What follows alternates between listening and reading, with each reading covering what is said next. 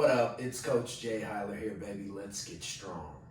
Now, what I'm doing today is I'm going to show you how to do the opposite arm leg wallet. This is a movement that I absolutely adore, and I typically like to pair it with the opposite arm leg extension or some form of an extension movement to create balance between the spine and, which is the posterior chain of the core, and the anterior chain of the core, which is more so the rectus abdominals in this case, maybe a little bit of transverse abdominals, definitely some internal and external obliques, which is out here, okay?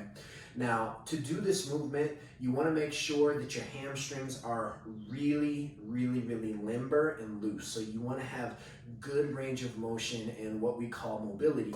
Just doing some hamstring stretches like this, as deep as you possibly can, and holding for about 2 minutes would be highly recommended, all right? So what you're gonna wanna do is you're gonna wanna lay flat on your back, and you're gonna wanna keep your back flat the entire time. Anytime that your back comes off of the mat even a little bit, you've completely kind of diminished the entire point of the movement. When the low back is flat, what you're doing is you're creating the start of a posterior pelvic tilt. So what that means is we're driving the low back down hard, and we're also driving our hips towards our face, creating a tilt-like movement that engages the core. Anytime you come out of that place, you lose your core entirely. So you're no longer working your abs to the very highest and best of your ability. So what we're gonna do here is, for beginners, you're going to keep 1 foot up, or 1 foot on the ground, okay?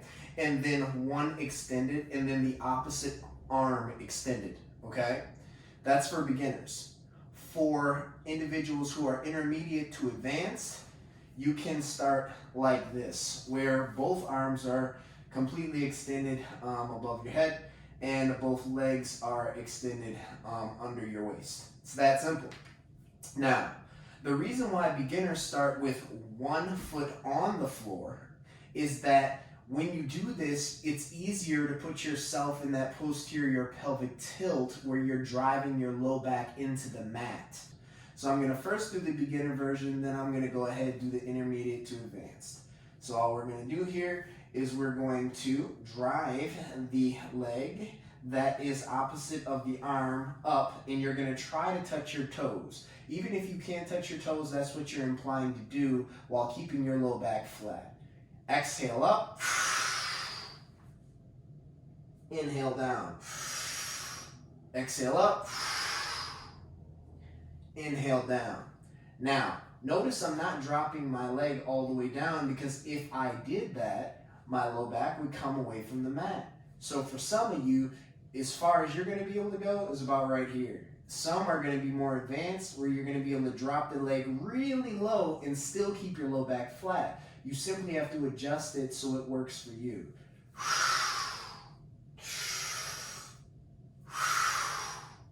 It gets really challenging right about here, because as you're coming down, it's natural for your spine to want to lengthen and to extend. You don't want that. So again, your whole goal is to keep your low back flat. Anytime the low back comes up, you have defeated the purpose of the movement, okay? So then you're gonna switch arms once you've tired out, and because you're working different sides of your core, whatever the strongest side did in terms of time or work time, you need to mirror that on the opposite side. So let's just say that was 40 seconds of work. So now I have to switch sides and get 40 seconds of work.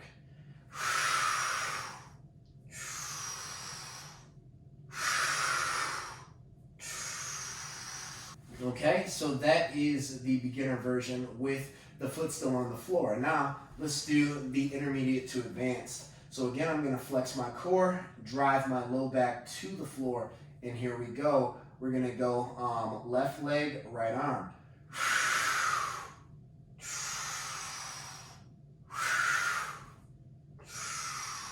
This is as low as I can get my leg without lifting my back off the mat.